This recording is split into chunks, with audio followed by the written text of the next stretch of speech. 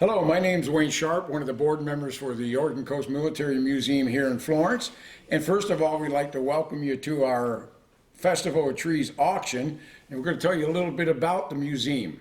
I have Cal Appleby here, actually the one that's been accused of coming up with the idea of doing a military museum. And Cal, tell us a little bit about the history and how we got started. Well, Wayne, you probably remember you were there. It all began back in 2008 when members of the Veterans Parade Committee discovered that over 20% of our area population are veterans.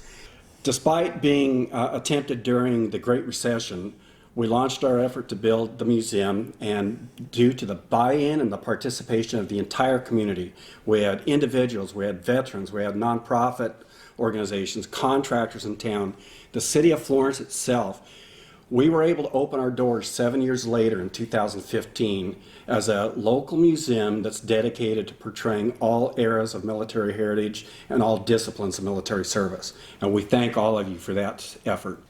Here's Jeff Canning, who's our operations manager for the Oregon Coast Military Museum. And Jeff, tell me a little bit about the displays and our audience as well. Well, the Oregon Coast Military Museum has a wide variety of artifacts coming from the periods from the Civil War through the War on Terror. In these sections, the museum has over 60 exhibits and displays with over 600 items on display at any given time. Now we're going to talk about what it takes, Jeff, to have this museum in Florence, Oregon. One of the things that we've heard over time is that, well, you know, we really don't have to support the museum because they receive government funding, and they get money from the government to have a military museum. Is that true? No, that is completely false. The Oregon Coast Military Museum does not receive any state, federal, or even local funding from any government sources. Occasionally, we will receive a grant opportunity. However, those are far and few between. Now, one of our other fundraisers is the Freedom Wall that is outside the front door of the Oregon Coast Military Museum.